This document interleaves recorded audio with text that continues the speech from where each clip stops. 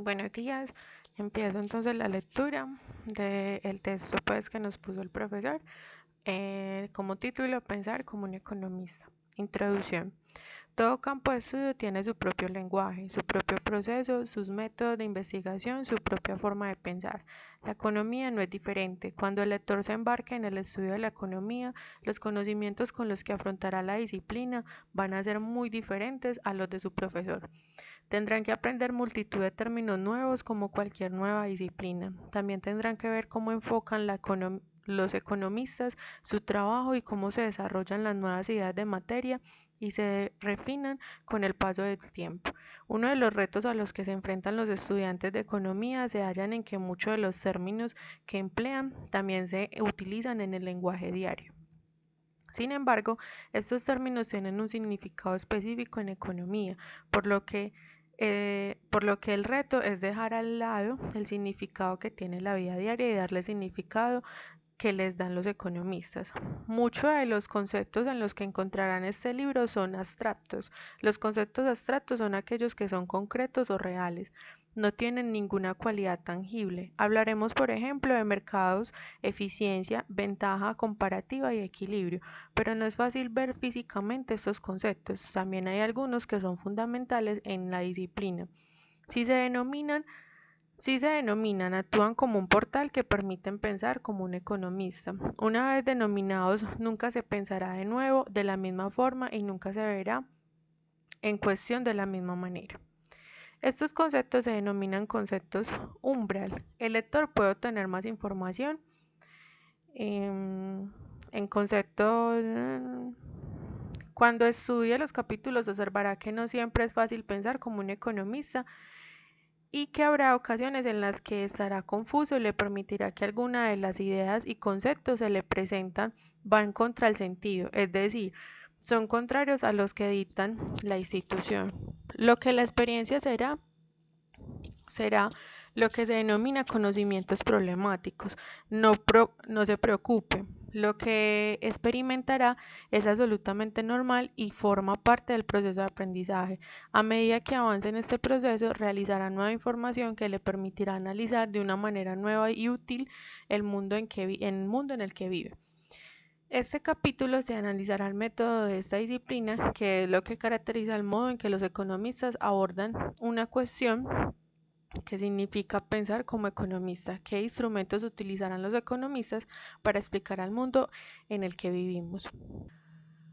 El economista como científico. Los economistas tratan de abordar su disciplina con la objetividad del científico. Enfocan el estudio de la economía de una forma muy parecida con el físico enfoque el estudio de la materia y el biólogo enfoca el estudio de la vida, elaboran teorías y recogen datos para analizar e intentar verificar o refutarlas. Existe un gran debate sobre la posibilidad de que el economista llegue a ser alguna vez una ciencia, debido a que principalmente se preocupa del comportamiento humano. La esencia de cualquier ciencia es el método científico, es decir, el desarrollo y la constatación despasionados de teorías sobre el modo como funciona el mundo. Este método de investigación se puede aplicar tanto en el estudio de la economía de un país como en el estudio de la gravedad de la Tierra o de la evolución de las especies, como dice en una ocasión Albert Einstein. La ciencia no es más que la refinación de reflexiones cotidianas. El empirismo.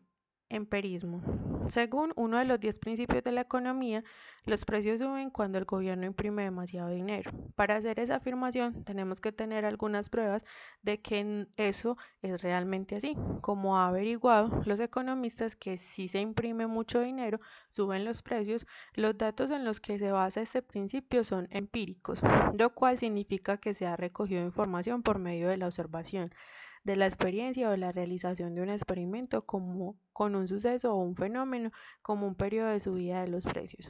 De la formulación de una hipótesis que los precios suben cuando el gobierno imprime demasiado dinero y de la constatación de una hipótesis. Una hipótesis es un supuesto. La palabra se deriva del griego Y significa suponer.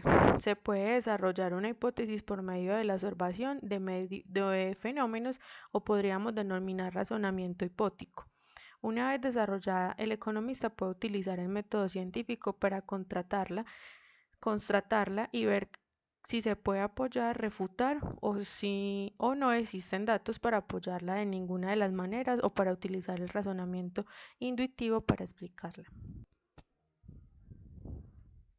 Razonamiento indutivo y deductivo. El razonamiento inductivo se refiere al proceso de observación a partir del cual se pueden formar unas pautas que sirvan para probar una hipótesis que puede llevar a una teoría. En cambio, el razonamiento deductivo comienza con una teoría a partir de la cual se extrae una hipótesis. Esta se somete entonces a la observación y se confirma o se rechaza.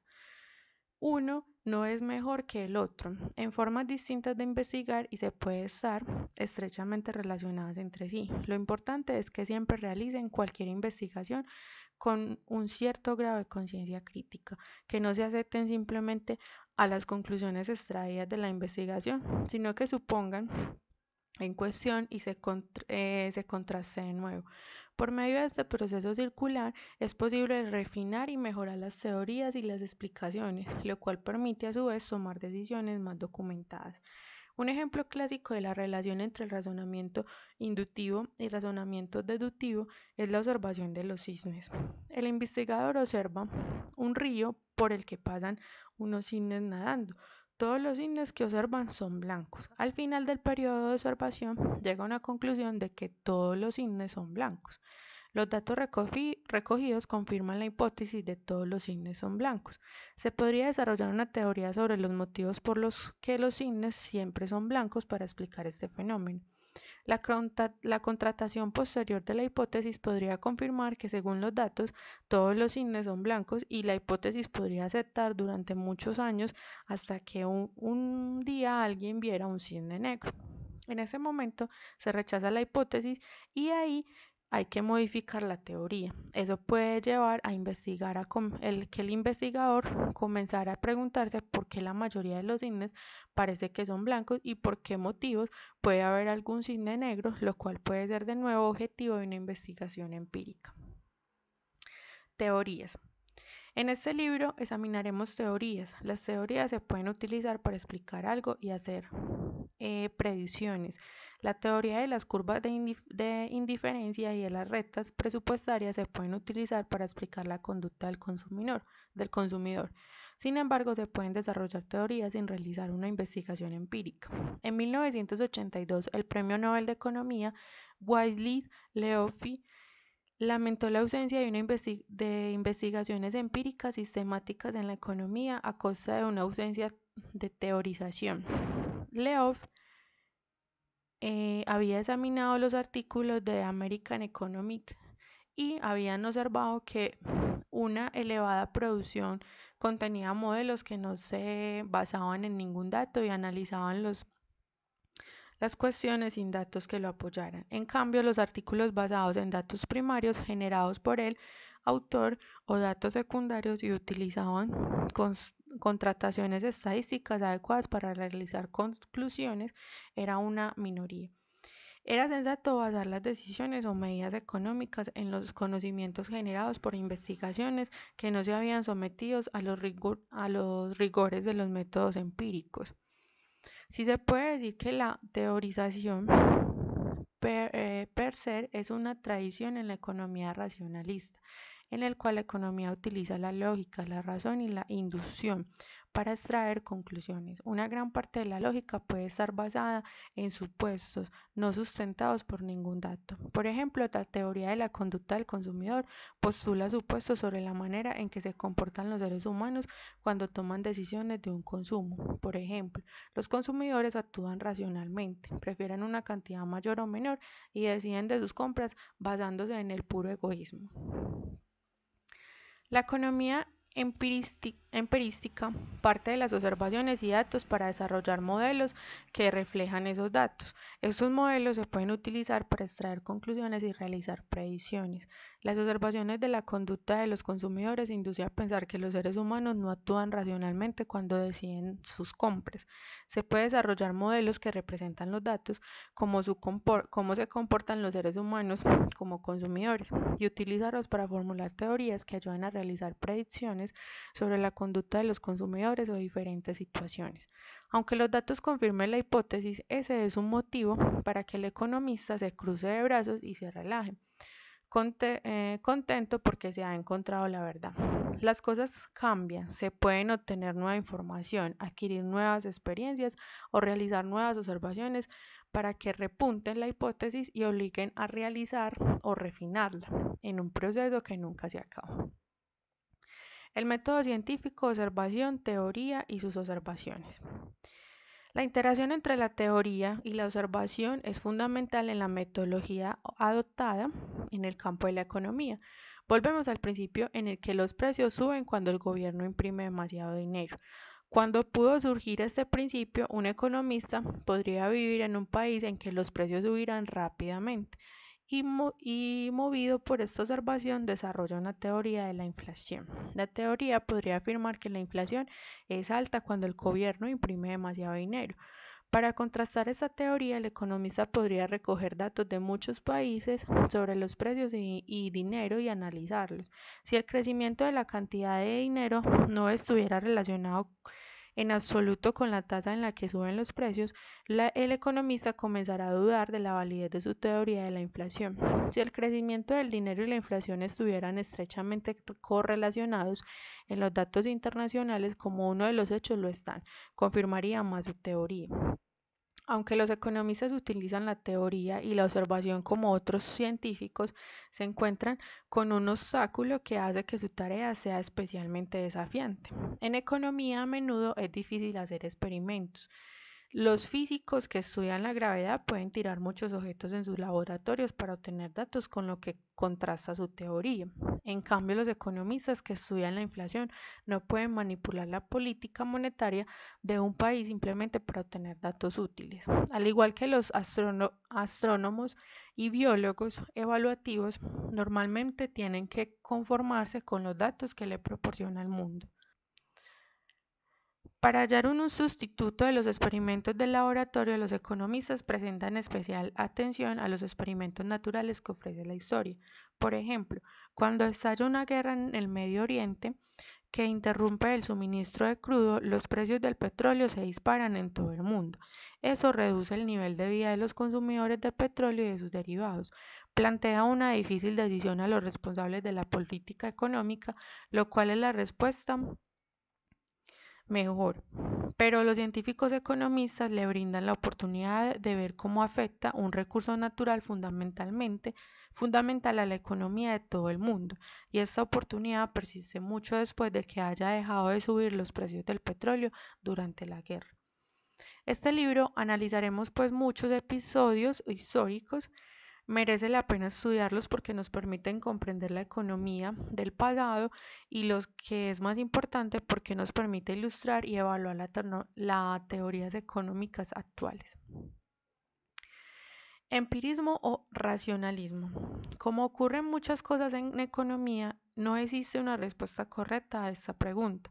El debate entre el racionalismo queda fuera del alcance de esta introducción. Permite al mundo de la filosofía económica, de la naturaleza del conocimiento, de cómo lo adquirimos. Algunas cosas se pueden parecer intuitivas y dan hecho a que algunas leyes o creencias gocen de un enorme respaldo y en algunos casos que estén muy arraigadas. Por ejemplo, la institución nos dice que si sube el precio de un bien, compraremos cantidad menos de ese bien.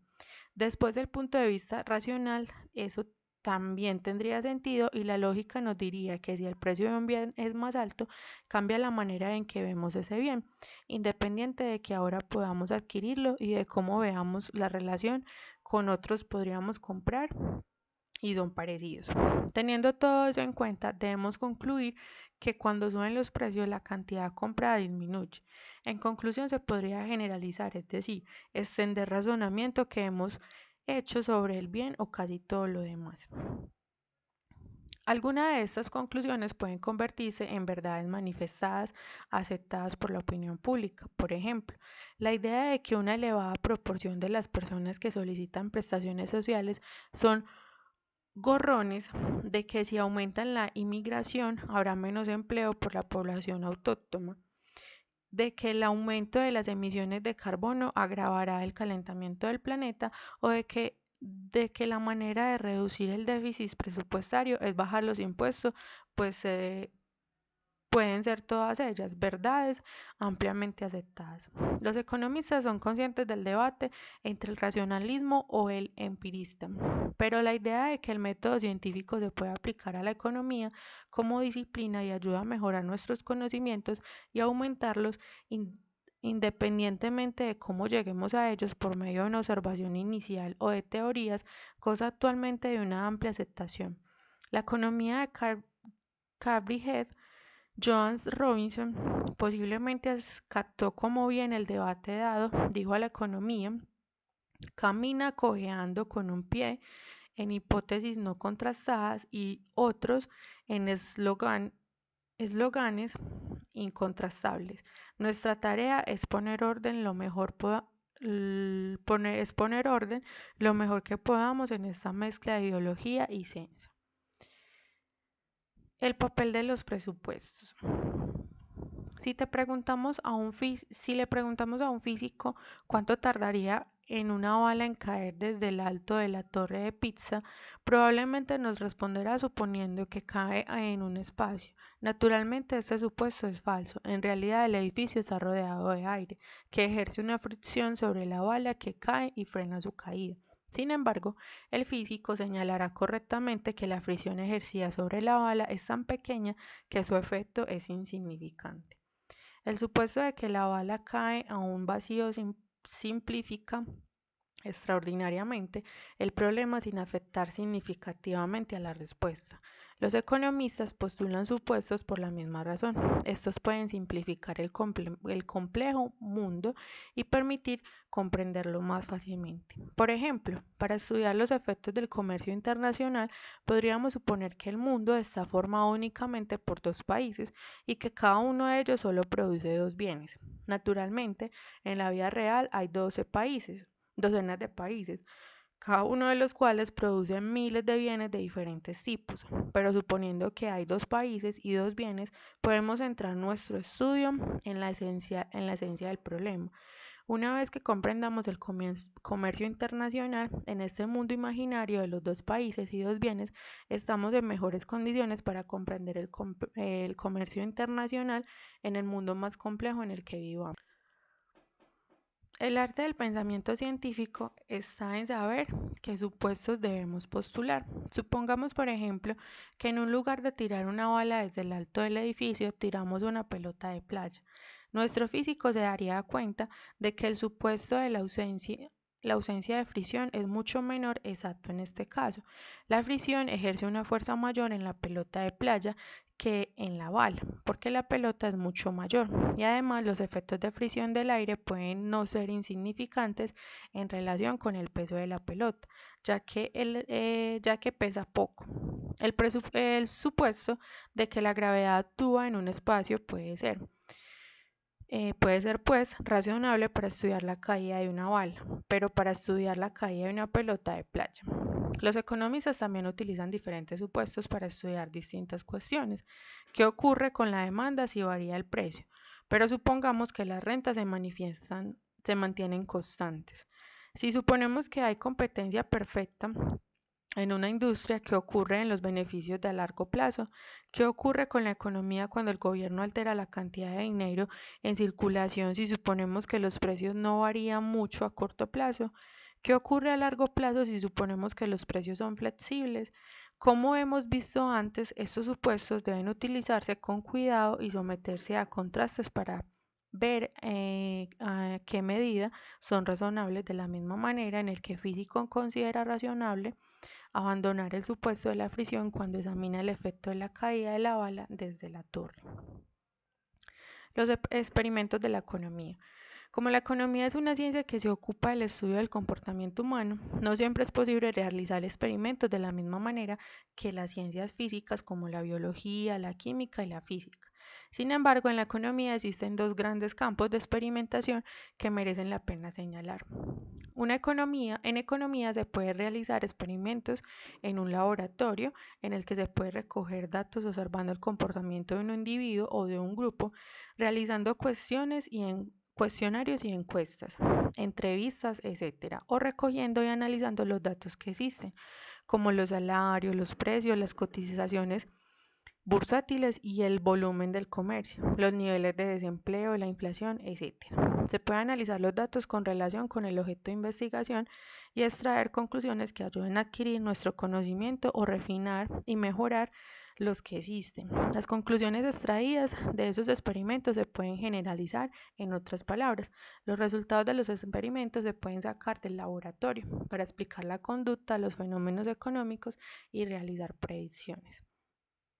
Uno de los ejemplos de cómo pueden ayudar esos experimentos de laboratorio a mejorar los conocimientos son los estudios de personas como Daniel Kahneman, Amos y Richard Tales, cuyas investigaciones han ayudado a comprender mejor cómo se forman las opiniones y se toman las decisiones y han ofrecido un punto de vista diferente sobre los supuestos de la toma de decisiones racionales.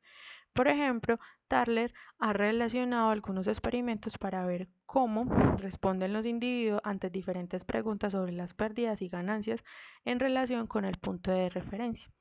Han observado que el hecho de tener un bien, por ejemplo, una entrada para ver el partido de fútbol, altera la disposición de los individuos a venderla, e incluso a un precio significantemente más alto que el que pagaron. Tras observar significativamente esta conducta en una serie de experimentos, Tarle lo ha acuñado el término efecto dotación para explicar la conducta y actualmente se acepta general que este efecto existe y contradice los supuestos. Los supuestos de la conducta racional en economía.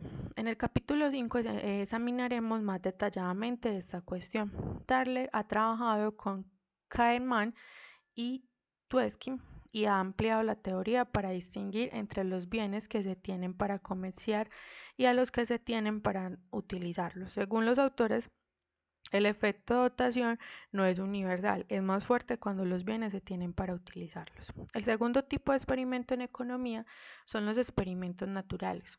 Un experimento natural es aquel en el que el estudio de los fenómenos vienen determinados con condiciones naturales que escapan al control del experimentador. Los experimentos naturales se pueden explotar cuando ocurre algún cambio que permite observar los efectos que producen en una población y hacer comparaciones con otra población a la que no se le afecte. Ejemplos de experimentos naturales son la observación de los efectos que produce la prohibición de fumar en lugares públicos, en el número de personas que fuman o en la salud, de la forma en que afecta un cambio de modo de financiación de la educación a los resultados, el efecto de la duración de la escolarización en la renta, de los efectos de una subida del impuesto sobre bienes inmuebles en el mercado de la vivienda, de los efectos de los cambios de los tratamientos de fertilidad y de su disponibilidad en el mercado de trabajo femenino. Normalmente, en los experimentos naturales se utilizan los instrumentos estadísticos de la correlación y de la regresión para averiguar si existe alguna relación entre dos o más variables. ¿Qué grado de relación puede existir, si existe alguna, y qué tipo de relación es? A partir de ese análisis se puede desarrollar un modelo para realizar predicciones. Fundamentalmente, en ese análisis es el grado en que es posible identificar la existencia de una causa y efecto en la relación entre dos o más variables. El hecho de que parezca que son variables, guardan alguna relación, no significa necesariamente que haya una causa o efecto. Por ejemplo, un investigador podría observar que los títulos universitarios generalmente ganan más que los que tienen títulos universitarios. Pueden extraer la conclusión de que las personas que tienen estudios universitarios ganan más, posiblemente, pero no necesariamente. Puede haber otros factores que influyen en la renta, no solo el hecho de tener un título universitario y tratar de desarrollar Un modelo que tenga en cuenta que estos diferentes factores es una parte importante del valor de los experimentos naturales. Los modelos en economía. Existen reproducciones del cuerpo humano hechas de plástico. Las reproducciones de la anatomía tienen todos los órganos principales, el corazón, el hígado, los riñones, etc. Y se utilizan para enseñar anatomía y biología. Permiten a los profesores mostrar a sus estudiantes de una forma sencilla cómo encajan las partes importantes del cuerpo. Naturalmente, estas reproducciones de plástico no son cuerpos humanos reales, son esquemáticos y omiten muchos detalles. A pesar de eso, son útiles para aprender cómo funciona el cuerpo humano. Los economistas también utilizan modelos para conocer el mundo, pero estos, en lugar de estar hechos de plástico, están formados casi siempre por diagramas y ecuaciones. Es importante recordar que no debemos confundir los modelos económicos con la realidad, de la misma manera que nadie confundirá una reproducción de la anatomía con una persona de verdad. Los modelos económicos omiten muchos detalles para poder ver lo que es realmente importante. Cuando utilicemos modelos para examinar algunas cuestiones económicas en este libro, el lector verá que todos ellos se basan en supuestos. Cuando postulemos estos supuestos, podemos centrar la atención en lo que queremos estudiar. Por ejemplo, si estamos estudiando el modelo del mercado, podemos suponer que la oferta se mantiene constante y que también se mantiene constante los factores que afectan a la demanda, aparte de la variación de la renta. Simplificando la realidad de esa manera, por ejemplo, en los modelos podemos comprender mejor. Un modelo contiene una serie de variables. En el ejemplo anterior, las variables del modelo del mercado son la demanda, la oferta, la renta, los gustos, los precios. Algunas de estas variables son determinadas por el modelo y otras son generadas dentro del modelo. Tomemos por ejemplo el modelo del mercado en el que la cantidad de demanda depende del precio. Se dice que QD es la variable dependiente. Sin embargo, su valor dependerá de las relaciones funcionales del modelo, de los factores que afectan a la demanda, como las rentas, los gustos y los precios de otros bienes. Se supone que KD es una variable endógena, en cambio el precio es variable independiente, afecta al modelo, la cantidad demandada, pero este no le afecta a él. El precio no tiene determinado o depende de la cantidad demandada. Decimos que el precio es una variable exógena. Es importante comprender las diferentes variables endógenas y variables exógenas, ya que nos ayudan a distinguir la causa del efecto. Por ejemplo, provoca una variación de precio, una variación de la cantidad demandada, o sea, afecta la cantidad demandada.